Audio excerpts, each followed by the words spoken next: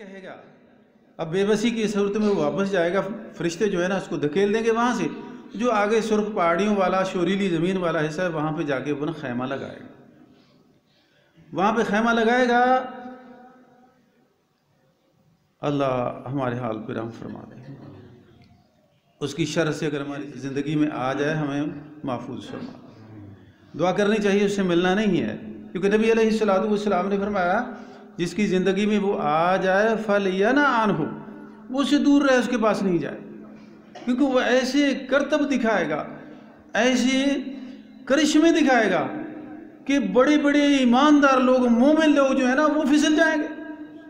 آپ علیہ السلام نے فرمایا ایک آدمی بڑا پختہ ایمان کا آدمی ہے، اس سے کہا جائے گا یار اس کے پاس نہیں جانا، حدیث ہے نہیں جانا، نہیں میں کبھی ایمان ہوں، میں ضرور جاتا ہوں۔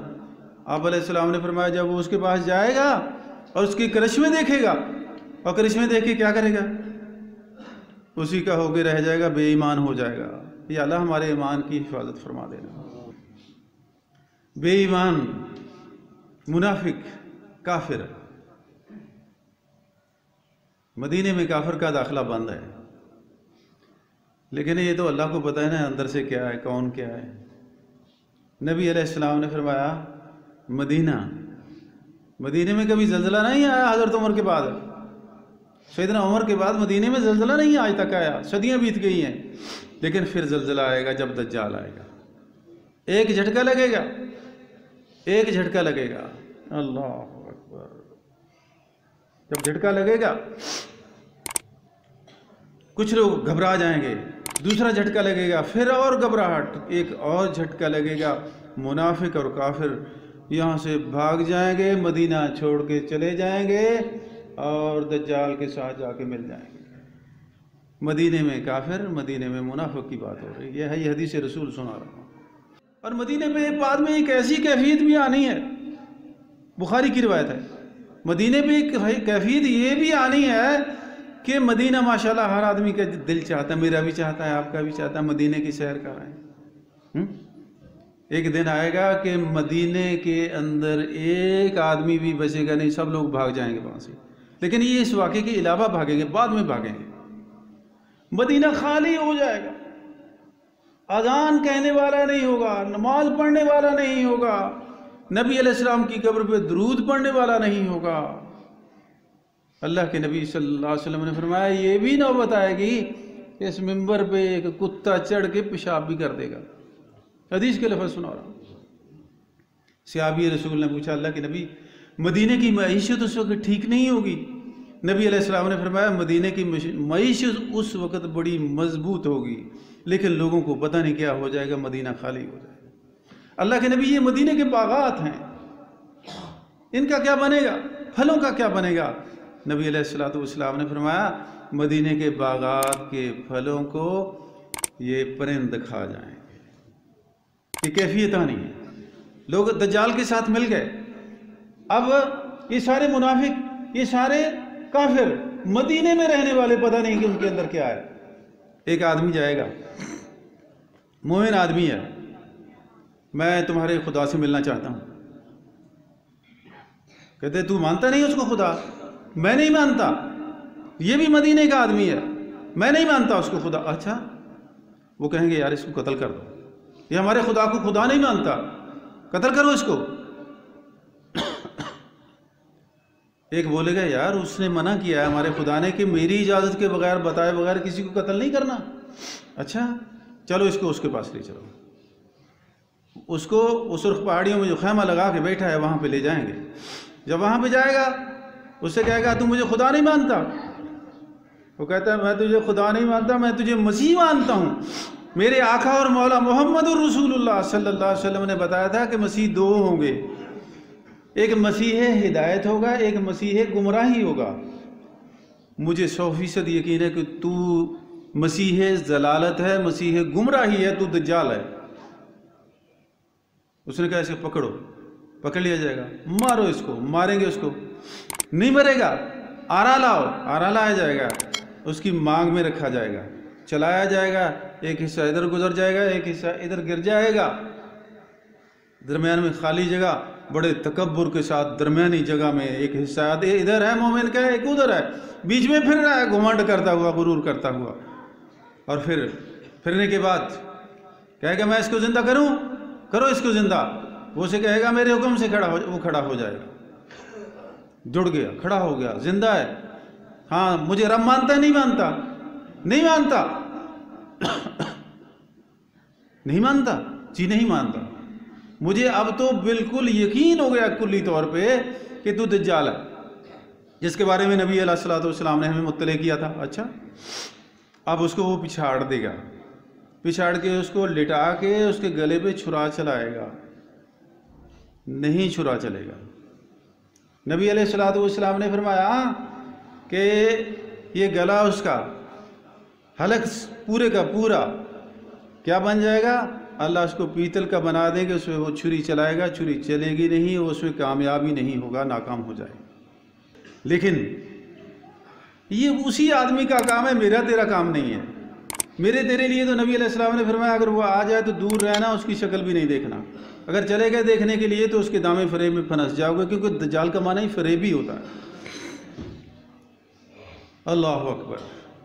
تو نبی علیہ الصلوۃ والسلام نے فرمایا یہ شخص جس کو دجال نے قتل کیا، پھر زندہ کیا، پھر قتل نہیں کر سکا اس کو، نبی علیہ الصلوۃ والسلام نے فرمایا کہ یہ دنیا کائنات میں سب سے افضل انسان، اشرف الناس، نبی علیہ السلام نے فرمایا یہ اشرف الناس انسان ہے۔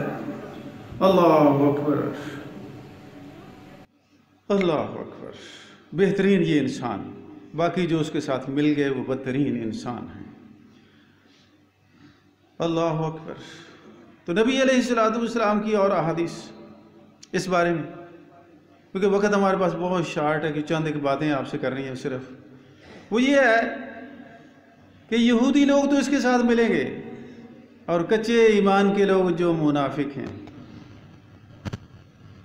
نبی علیہ السلام نے فرمایا تھا قیامت سے پہلے دنیا کے لوگ دو حصوں میں تقسیم ہو جائیں گے، دو، دیکھیے کب کی بات ہے، فی فستاتین، فستات خیموں کو کہتے ہیں عربی زبان کی، دو حصوں میں منقسم ہو جائے گی دنیا۔ اگر آپ خبریں سنتے ہیں، میڈیا سے کچھ واقفیت ہے آپ کو، تو آج کی دنیا کو دیکھیں، بالکل دو حصوں میں تقسیم ہو چکی، دو حصوں میں تقسیم ہو چکی ہے۔ اللہ ہمارے حال پہ رحم فرمائے، اللہ ہمیں اسی حصے میں رکھے جس حصے میں ایماندار ہیں، جو بھی ایمان ہے حصہ ہے، اللہ اس کی شر سے بھی ہمیں محفوظ فرما دے۔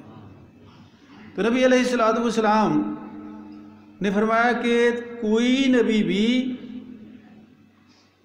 نوح علیہ السلام سے لے کر محمد الرسول اللہ تک کوئی بھی ایسا نبی نہیں آیا، الا انذر قومہ، مگر اس نے اپنی قوم کو دجال کے فتنے سے ڈرایا ہے۔ اس کا معنی کیا ہے کہ یہ بڑا ہی خطرناک فتنہ ہے اور بڑا ہی پاورفل فتنہ ہے، بڑی دنیا اس میں بہہ جائے گی، بڑے بڑے مومن، اور اس کی تیاری جو ہے نا، یہ ایک عجیب معاملہ ہے کہ اس کی آمد کے لیے تیاری، ہمارے پاس کوئی وزیر آتا ہے نا، کوئی ہم اس کے لیے تیاری کرتے ہیں، اس کی آمد کی جتنی تیاری ہو رہی ہے دنیا میں کسی چیز کی تیاری نہیں ہو رہی۔ وہ انشاءاللہ پھر کبھی حیران ہو جائیں گے آپ کہ کتنی اس بادشاہ کی آمد کی تیاری ہو رہی ہے، ان کا بادشاہ ہے۔ کنز العمال میں ایک حدیث پڑھی میں نے، نبی علیہ الصلوۃ والسلام نے فرمایا، اس کی تیاری کی بات سناتا ہوں، اس کی آمد کی تیاری۔ نبی علیہ السلام نے فرمایا کہ وہ آئے گا ادھر بیٹھ کے آواز لگائے گا کہ میں تمہارا رب العالمین آ گیا ہوں، یسمعہ من فی المشرق والمغرب، اس کی آواز کو مشرق مغرب شمال جنوب جہاں بھی کوئی رہ رہا ہے ہر آدمی برابر اس کی آواز کو سنے۔ ہو سکتا ہے، ہو سکتا ہے، ناممکن ہے، نہیں ہو سکتا، لیکن حدیث موجود ہے، کنز العمال کے اندر یہ حدیث دجال کے ذکر میں موجود ہے۔ کہ دنیا کائنات جہاں جہاں بھی ہے ہر فرد بشر اس کی آواز کو سنے گا، کہے گا کہ میں رب العالمین تمہارا آ گیا ہوں، میری اطاعت فرما برداری کرو۔ یہ کیسی ہو سکتا ہے؟ ہو سکتا ہے، ہو سکتا ہے۔ یہ تمہارا میڈیا، یہ چیزیں یہ کیا ہیں؟ امریکہ میں بیٹھا ہے، کوئی پھونک مار دے جاپان تک، 1 سیکنڈ سے پہلے وہ پھونک چلی جاتی ہے۔ یہ ساری اسی کے لیے تیاری ہو رہی ہے۔ یہ جس کو آپ پتہ نہیں کیا کہتے ہیں، ٹیلی کمیونیکیشن، یہ کیا ہے؟ یہ ساری کی ساری جتنی ٹیکنالوجی ہے کلہم ساری کی ساری یہ دجال کی آمد کی تیاری کے لیے ہے۔ اس میں بیٹھ کے پھونک مارے گا، 1 سیکنڈ میں ساری دنیا سنے گی کہ میں دجال آ گیا ہوں، میں تمہارا رب العالمین آ گیا ہوں، میرے لیے تمہاری اطاعت لازمی ہے، میری اطاعت کرنا۔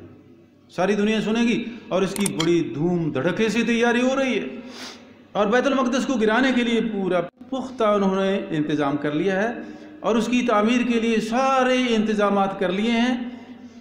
مسلمان امت جو ہے یہ بالکل بے حس ہو چکی ہے، حکمران ہمارے ہم عوام سے بھی زیادہ بے حس ہو چکے ہیں۔